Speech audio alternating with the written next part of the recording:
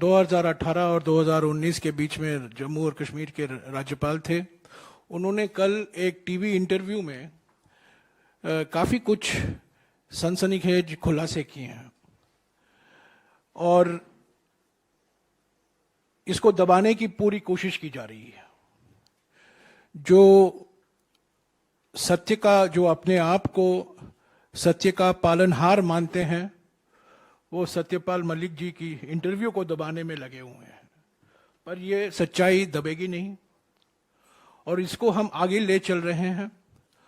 और आज सुबह पवन खेरा जी और सुप्रिया श्रीनाथ जी इस पर और कुछ बातें रखेंगे और मैं समझता हूं ये जो सवाल उठाए जाते हैं इस इंटरव्यू के बाद, ये बहुत गंभीर सवाल हैं, महत्वपूर्ण सवाल हैं, राष्ट्रीय सुरक्षा से जुड़े हुए हैं, शासन से जुड़ा हुआ है और प्रधानमंत्री से हम कुछ सवाल भी करेंगे।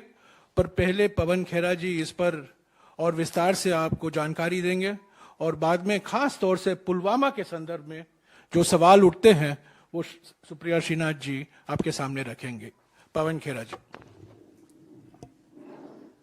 धन्यवाद जयराम जी। अभी 3-4 दिन पहले इसी मंच से हमने सत्यपाल मलिक जी के एक और इंटरव्यू की चर्चा की थी। सत्यपाल मलिक जी ने जो कल इंटरव्यू दिया है, आरोप बहुत गंभीर हैं और एक ऐसे व्यक्ति से आ रहे हैं जो एक सीनियर नेता भी है, पूर्व राज्यपाल भी है और इतना करीबी प्रधानमंत्री के रहा था कि जब 370 हटाया जा रहा था तो एक संवेदनशील दौर में एक संवेदनशील राज्य के वो राज्यपाल बनाए गए। तो कुछ सोच समझ कर ही बनाया होगा, कुछ करीबियां रही होंगी, विश्वास पात्र रहे होंगे। तो कोई ये भारतीय जनता पार्टी की आईटी सेल के 2 रुपए के ट्रोल तो है नहीं कि उनकी बात को नजरअंदाज कर दिया जाए। गंभीर बात कर रहे हैं, विस्फोटक इंटरव्यू है। 4-5 उन्होंने महत्वपूर्ण और प्रमुख मुद्दे उठाए हैं। जो कोट अभी आपने उनका देखा कि मैं सेफली कह सकता हूं प्रधानमंत्री जी को करप्शन से बहुत नफरत नहीं है। आज सत्यपाल मलिक जी की स्थिति क्या है, पहले उस पर 2 मिनट बात कर लें। 1 मिनट। किराए के मकान में दिल्ली में रह रहे हैं एक पीएसओ के साथ। हमें मालूम है प्रधानमंत्री जी को सत्य की आवाज से ज्यादा मधुर गुलाम की आवाज लगती है, तो सत्यपाल जी को एक पीएसओ दे रखा है। जिस व्यक्ति की देखरेख में 370 हटाया गया, जिस पर भारी खतरा है, उस व्यक्ति को आपने एक पीएसओ दे रखा है। दिल्ली के एक कोने में किराए के मकान में वो रह रहे हैं। आप अपने कुछ समाज में जहर घोलने वाले एंकर्स, ऐसे फिल्म निदेशक जो आपकी चाटुकारिता करते हैं और ऐसे अभिनेता जो आपकी स्तुतिगान करते हैं, उनको आपने XYZ अलग अलग तरह की सिक्योरिटी दे रखी। सत्यपाल मलिक जी को आपने क्यों छोड़ दिया है ऐसे खतरों के मुंह में, पहले हम यह आपसे जानना चाहते हैं। उन्होंने खुलासे किए आपकी कि करप्शन पे जब वो आपके पास शिकायत करते थे, गोवा में खासतौर पे जब वो गोवा के राज्यपाल थे, और भ्रष्टाचार पे उन्होंने आपकी संज्ञान में कुछ जानकारी लाई, तब आपने क्या किया? आपने ना केवल नजरअंदाज किया, आपने उनको आनन फानन में हटा दिया। स्पेशल एयरक्राफ्ट भेजा कि जल्दी से जल्दी उनको गोवा से शिफ्ट कर दिया जाए, मेघालय भेज दिया जाए या जहां भी भेजना था वहां भेज दिया जाए। पुलवामा पे जो कहा उन्होंने, तुम चुप रहो, ये प्रधानमंत्री के शब्द हैं। हमें मालूम है आप कैमरा प्रेमी व्यक्ति हैं, जिम कॉर्बेट में थे जब आप ये पुलवामा की दुखांतिका हुई, जहां 40 जवान हमारे शहीद हुए। एक ढाबे पर आकर उन्होंने सत्यपाल मलिक जी को फोन किया और बोला, कहो सत्यपाल क्या हुआ? फिर जब इन्होंने कहा कि हमारी लापरवाही से हुआ है, तो कहा तुम चुप रहो, ये कोई और चीज है। ये शब्द बड़े ध्यान से सुनिएगा, ये कोई और चीज है। ये क्या चीज है ये आप लोग बेहतर समझते होंगे। सत्यपाल मलिक जी ने कई चीजें कही हैं और कई चीजें कहते कहते रुक गए हैं। उनकी चुप्पी बहुत बड़ी खबर बनती है। जो उन्होंने कहा उससे भी बड़ी खबर उनकी चुप्पी भी बनती है। कहां वो चुप हो जाते हैं, कहां वो शब्द रोक देते हैं, कहां वो लिहाज रख रहे हैं, ये सब समझने वाली बातें हैं। एनएसए की क्या भूमिका रही? एनएसए ने भी इनको सलाह दी कि इस पर आप कुछ मत बोलिए, लापरवाही के बारे में कुछ मत बोलिए।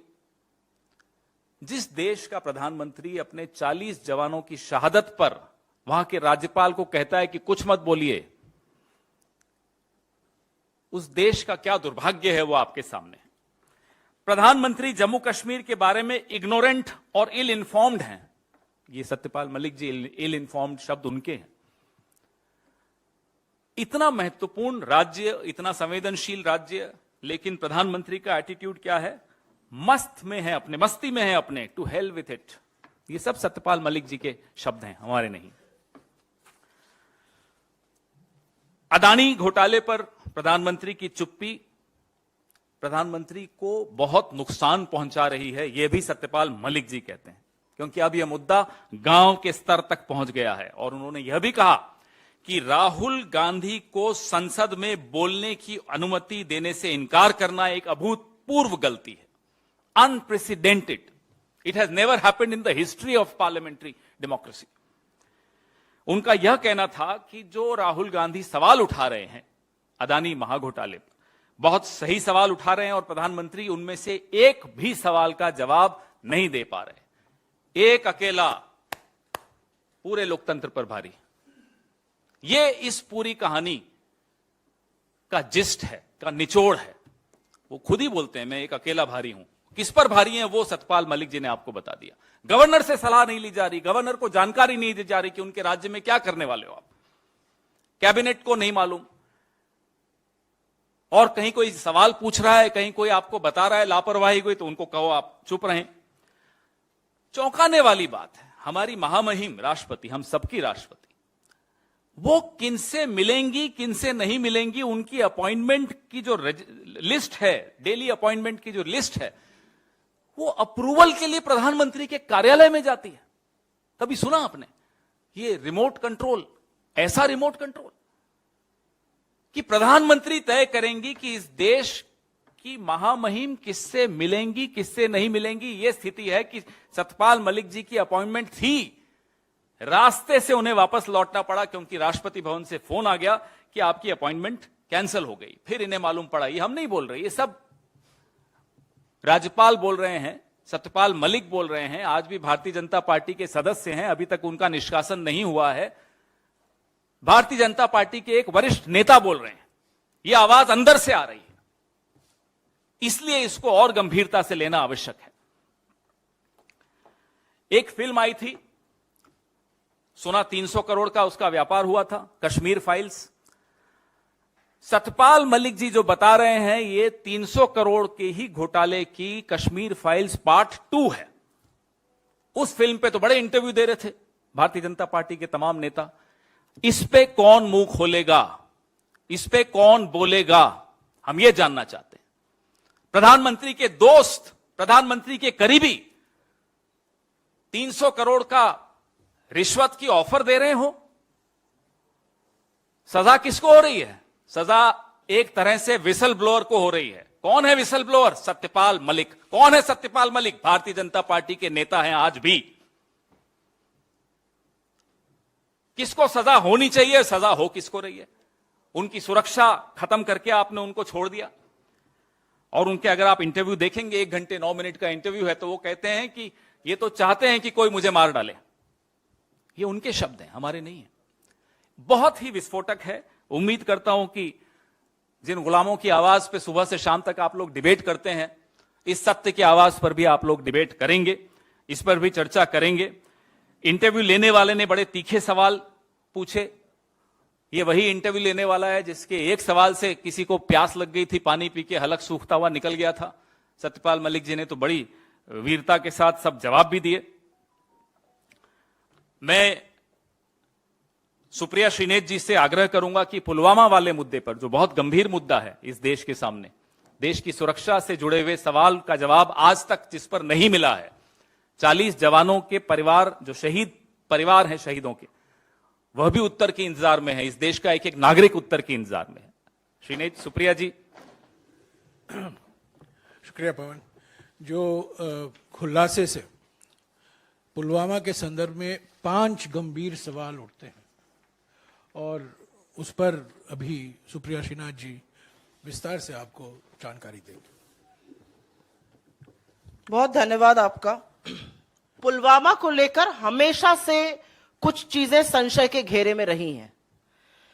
300 किलो आरडीएक्स कैसे आ गया, विमान से क्यों नहीं ले जाने दिया गया, जो रोड था, जो मेन रोड जिस पर यह काफिला जा रहा था, आर्टीरियल रोड्स को बंद क्यों नहीं किया गया, इतना इंटेलिजेंस इनपुट था, जैश की धमकी थी, उसके बावजूद भी सड़क से क्यों लेकर गए, और इस जांच का क्या हो रहा है, ये सारी चीजें संशय के घेरे में थी।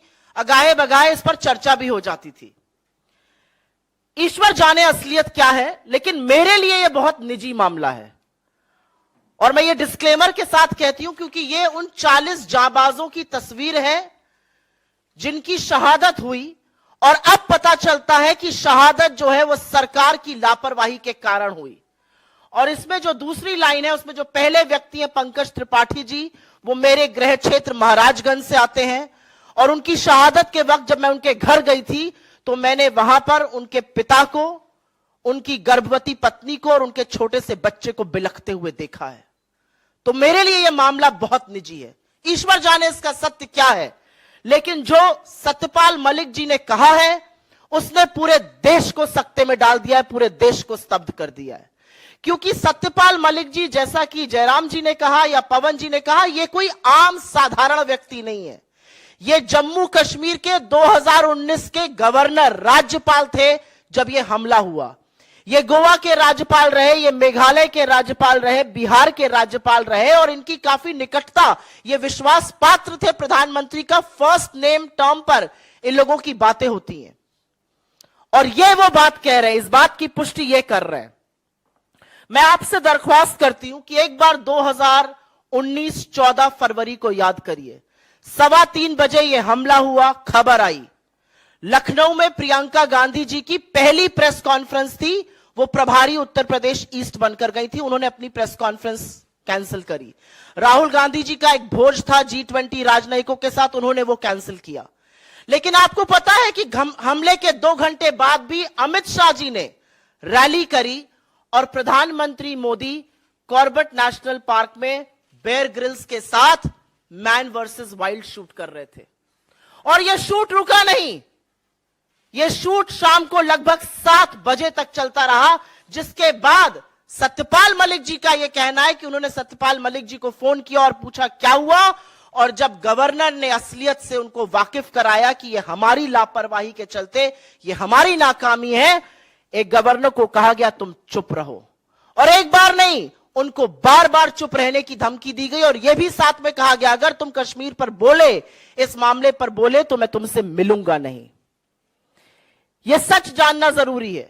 और जैसा कि आपने इसमें देखा, जो हमने वीडियो चलाया था, 2500 सीआरपीएफ के जवानों को जम्मू से श्रीनगर जाना था, 5 विमान की दरख्वास्त करी गई थी, उसको तत्कालीन गृह मंत्रालय ने, गृह मंत्री राजनाथ सिंह ने रिजेक्ट किया था। और यही सच अगर यह ना होता तो यह आतंकी जो साजिश थी यह नाकाम हो जाती। कुछ ज्वलंत सवाल हैं और यह सवाल आपके सामने इस मंच से उठाने जरूरी हैं। सीआरपीएफ के जवानों को हवाई रास्ते से क्यों नहीं ले जाया गया? मोदी सरकार ने उनको एयरक्राफ्ट देने की अनुमति क्यों नहीं दी? यह पहला सवाल है और इस सवाल का जवाब आज देश मांग रहा है, क्योंकि देश स्तब्ध है। ये 40 परिवार आज जानना चाहते हैं कि उनका जवान बेटा, उनका पति, उनका पिता क्यों शहीद हुआ, उसको एयरलिफ्ट क्यों नहीं किया गया। जैश की धमकी को, जैश ए मोहम्मद जिसने इसकी रिस्पॉन्सिबिलिटी ली, यह दूसरा सवाल है, उसकी धमकी को नजरअंदाज क्यों किया गया। और बाकी रिपोर्ट्स बताती हैं कि 2 जनवरी 2019 से लेकर 13 जनवरी 2019 के बीच में 11 इंटेलिजेंस इनपुट्स थे कि ऐसा एक आतंकी हमला हो सकता है। और उसके बावजूद भी 78 गाड़ियों के काफिले को, ये 1 या 2 गाड़ियां नहीं जा रही थी, सीआरपीएफ की 78 गाड़ियों के काफिले को सड़क के माध्यम से जम्मू से श्रीनगर ले जाया जा रहा था जब अवंतीपुरा पुलवामा में यह कांड हुआ। क्यों इंटेलिजेंस इनपुट्स को और क्यों जैश की धमकी को नजरअंदाज किया गया? तीसरा और बहुत बड़ा सवाल, और यह सवाल सब लोग पूछते हैं, 300 किलो आरडीएक्स से भरा एक गाड़ी टक्कर मारती है एक बस को और वहां पे स्वाहा हो जाता है सब। 300 किलो आरडीएक्स बॉर्डर एरिया में आई कैसे? और जो गाड़ी उसको लेकर आई वो एक आर्टीरियल रोड से मेन रोड तक कैसे आने दी गई? पूरा सैनिटाइजेशन होता है रोड का। और आज ये सवाल है कि क्या हमारे सैनिकों की जान इतनी सस्ती है कि वहां पर कोई बंदोबस्त नहीं किया गया था? यह तीसरा बड़ा सवाल है। और उसी से एक सवाल जुड़ा भी है, पुलवामा की जांच का क्या हो रहा है? 4 साल बीत गए पुलवामा को। 2019 14 फरवरी को हुआ था। हम 15 अप्रैल 2023 में बात कर रहे हैं। इस जांच का क्या हुआ? कब पता चलेगा आरडीएक्स, कब पता चलेगा रोड सैनिटाइजेशन के बारे में? चौथा और बहुत महत्वपूर्ण सवाल, सतपाल मलिक जी ने अपने इंटरव्यू में साफ तौर से कहा है कि उन्होंने प्रधानमंत्री को बताया कि गृह मंत्रालय ने यह रिजेक्ट किया था, उनको चुप रहने को कहा गया, तुम चुप रहो। और यही तुम चुप रहो नेशनल सिक्योरिटी एडवाइजर, राष्ट्रीय सुरक्षा सलाहकार श्रीमान डोवल जी ने भी उनको दिया। तो इनकी क्या रिस्पॉन्सिबिलिटी है? तत्कालीन गृह मंत्री राजनाथ सिंह जी की या डोवल जी की क्या रिस्पॉन्सिबिलिटी है? इनकी जिम्मेदारी कैसे, कब और कौन तय करेगा? और अंतिम बड़ा सवाल यह है कि इतने बड़े हादसे के बाद आज 4 साल हो गए और जब सत्यपाल मलिक जी इतना बड़ा खुलासा करते हैं और पता चलता है कि उनको चुप रहने के लिए प्रधानमंत्री ने कहा था, आज ये पूछना पड़ेगा, ये धमकी, ये हिदायत, ये नसीहत, जो भी कह लीजिए, उनको क्यों दी गई?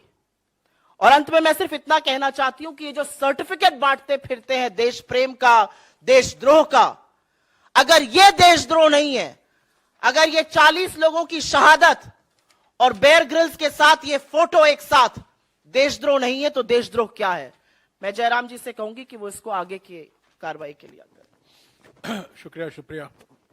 जैसा कि मैंने पहले ही कहा था, जो अपने आप को सत्य का पालनहार मानते हैं वो सत्यपाल मलिक के इंटरव्यू को दबाने में लगे हुए हैं, पर ये दबेगा नहीं। और जो खुलासे हुए हैं, जरूर देश मांग रही है कि सत्य क्या है, सच क्या है। जैसा कि पवन जी ने कहा और सुप्रिया ने भी कहा, सत्यपाल मलिक न केवल राज्यपाल रह चुके हैं, 4 राज्यों के राज्यपाल रह चुके हैं, वो वरिष्ठ नेता हैं, बल्कि आज भी भारतीय जनता पार्टी के सदस्य हैं, आज भी बीजेपी के पार्टी में वो शामिल है। तो वास्तविक है यह सवाल पूछना इस सरकार से कि जवाब क्या है, आपका रिस्पांस क्या है? नेशन वांट्स टू नो, देश जानना चाहती है। पर आप जानते हैं दोस्तों कि जब कभी कोई गंभीर मसला उठता है हमारे देश में, संसद के अंदर या संसद के बाहर, प्रधानमंत्री का एक ही जवाब है, चुप्पी। चीन पर चुप्पी, अडानी पर चुप्पी, काले कानून पर भी आपको याद होगा करीब 1 साल तक चुप्पी था। बाद में जब मजबूरी से उनको वो काले कानून वापस लेने पड़े, कृषि काले कानून, आपको याद होगा। तो ये चुप्पी तोड़ने का वक्त है। पर इस सरकार का सिद्धांत तो यही है, मिनिमम गवर्नेंस, मैक्सिमम चुप्पी। पर ये जो मुद्दे उठाए गए हैं, पवन ने सत्यपाल मलिक जी के इंटरव्यू से 5 ऐसे महत्वपूर्ण और बड़े मुद्दे आपके सामने रखे हैं, और उस 5 में से एक मुद्दा जो राष्ट्रीय सुरक्षा से जुड़ा हुआ है, पुलवामा में जो हुआ, उसके संदर्भ में सुप्रिया ने 5 तीखे सवाल आपके सामने रखे हैं। तो कुछ तो जवाब आना चाहिए।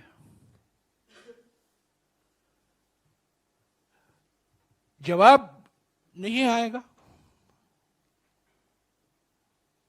क्योंकि मिनिमम गवर्नेंस मैक्सिमम चुप्पी, मिनिमम गवर्नेंस मैक्सिमम साइलेंस, यही तो सिद्धांत है सरकार का।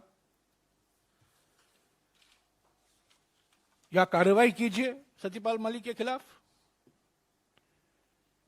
या जवाब दीजिए जो सवाल उठाए गए हैं इंटरव्यू से और पुलवामा के संदर्भ में जो सवाल उठाए गए हैं कांग्रेस पार्टी की ओर से, जो सुप्रिया जी ने अभी आपके सामने रखा है, इस पर जवाब आना जरूरी है, अनिवार्य है।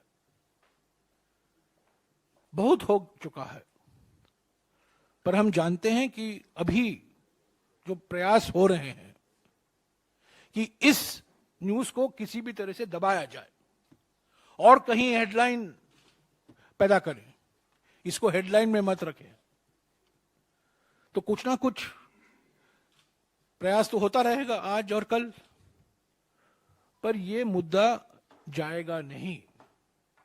इंटरव्यू से जो सवाल उठते हैं, खास तौर से पुलवामा के बारे में जो सवाल उठते हैं और उठाए गए हैं, उस पर कांग्रेस पार्टी चुप नहीं रहेगी, पूछते रहेगी। अडानी के मामले में हम चुप नहीं रहे हैं, हम रोज कुछ ना कुछ पूछते रहते हैं, क्योंकि हमारा कर्तव्य बनता है, हमारा धर्म है सवाल पूछना। सरकार का धर्म है सवाल देना, जवाब देना, पर संसद के अंदर जवाब नहीं, संसद के बाहर जवाब नहीं। ये अजीब सा लोकतंत्र है। विश्व गुरु ने दुनिया को एक नया मॉडल दिखाया है लोकतंत्र का, यानी कि लोकतंत्र के सिंबल हैं, इमारतें हैं, पर लोकतंत्र की आत्मा बुझाई दी गई है।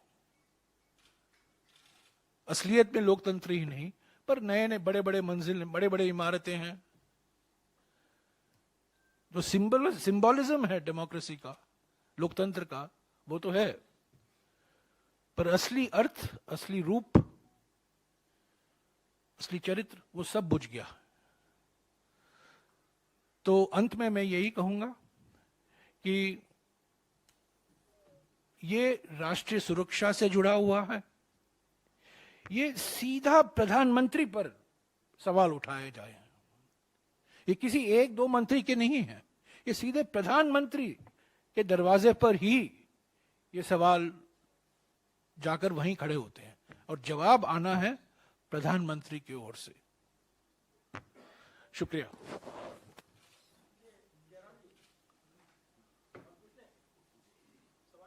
हाँ जी, पूछिए इसी पर। इससे पहले जब पुलवामा पर जो भी सवाल उठाए गए कांग्रेस की ओर से, तो कहा गया कि ये कांग्रेस आतंक को लेकर, उसके आतंकी हमले को लेकर सवाल उठा रही है।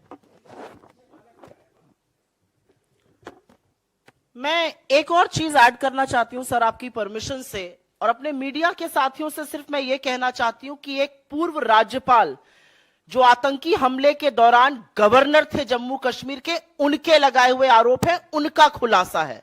तो जरूरी है, क्योंकि राष्ट्र में इसकी चर्चा हो रही है, लेकिन मीडिया में, टीवी चैनल्स में और अखबार में इस पर सांप जरूर सूंघ गया है। आपने जो बात कही, बहुत बड़ा अंतर है। ये एक पूर्व राज्यपाल कह रहे हैं, ये बीजेपी के नेता कह रहे हैं, ये एक ऐसा व्यक्ति कह रहा है जिसने किसान आंदोलन के दौरान एक बड़ा खुलासा किया था कि उन्होंने प्रधानमंत्री मोदी से बोला 700 किसानों की शहादत हो गई, और मोदी जी ने पलट के कहा मुझे क्या फर्क पड़ता है, मेरे लिए थोड़ी मरे। ये कहने के बाद पीएमओ से कोई खंडन नहीं आया। तो आज भी जब सत्यपाल मलिक ऐसा सच बोल रहे हैं, ऐसा खुलासा कर रहे हैं, तो बीजेपी की आईटी से लगी हुई है उनको डिस्क्रेडिट करने में कि उनका मानसिक संतुलन बिगड़ गया है, उनकी अपनी दिक्कतें हैं। मुझे ऐसा लगता है वो भाजपा के बड़े नेता हैं। आपने 4-4 राज्यों में उनको संवैधानिक पद पर बिठाया है। अगर वो इतना बड़ा खुलासा कर रहे हैं तो ये लाजमी है लोकतंत्र में, अगर लोकतंत्र जीवित है इस देश में, तो ये लाजमी है कि चुनी हुई सरकार इसका संज्ञान ले और इस पर जवाब दे। बिल्कुल सही। पूर्व राज्यपाल ने खुलासा किया है, बीजेपी के नेता ने खुलासा किया है। इस खुलासा का हमने इस्तेमाल किया है सवाल उठाने का। इस खुलासे से को जो सवाल उठते हैं राष्ट्रीय सुरक्षा को लेकर और कई मुद्दों को लेकर, वही हमने आपके सामने, जनता के सामने रखा है। पर खुलासा बीजेपी के नेता का है, खुलासा जम्मू और कश्मीर के तत्कालीन राज्यपाल का है। शब्द भी उनके हैं, शब्द भी हमारा नहीं है, शब्द भी उनका है। इसीलिए हमने आपको वीडियो भी दिखाया। हाँ जी रमन।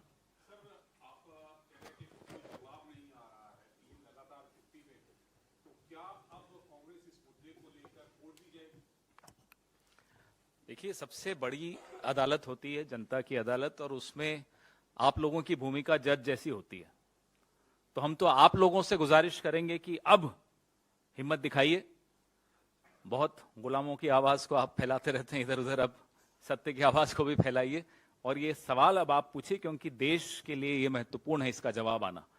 कोई छोटी बात नहीं होती, 40 लोगों की शहादत कोई छोटी बात नहीं है। 300 350 किलो आरडीएक्स यूं घूम रहा हो जम्मू कश्मीर की सड़कों पर, 10 दिन लगातार घूम रहा हो और किसी ने इंटरसेप्ट नहीं किया हो, तो किस स्तर पे क्या लापरवाही हुई वह भी सामने आना चाहिए। और किसने क्यों राज्यपाल को चुप रहने को कहा वह भी सामने आना चाहिए।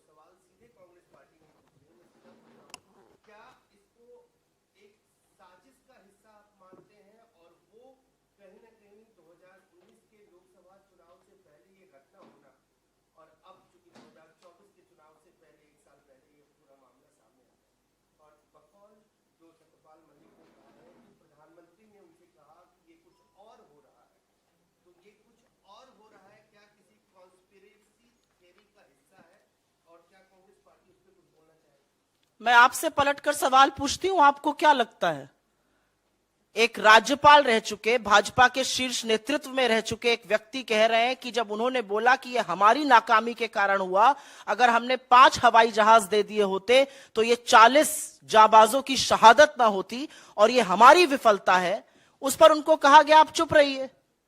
मुझे लगता है मुद्दा भटकाने की जरूरत नहीं है। मुझे लगता है आज जवाबदेही तय करनी है, और जवाबदेही तय करनी इसलिए जरूरी है क्योंकि यह मामला राष्ट्रीय सुरक्षा से जुड़ा है, यह सरकार के विफलता से जुड़ा है, यह सरकार के नाकारेपन से जुड़ा है। आप अपने लिए 2-2 हवाई जहाज खरीद सकते हैं 8-8 हजार करोड़ रुपए के, एक इमारत बना रहे हैं 20,000 करोड़ रुपए की, और 5 हवाई जहाज आप नहीं दे सकते। 78 गाड़ियों का काफिला जोखिम झेलता हुआ जम्मू से श्रीनगर जा रहा है। आज सरकार को इस पर सवाल का जवाब देना है। तत्कालीन गृह मंत्री भी बोले और प्रधानमंत्री भी बोले।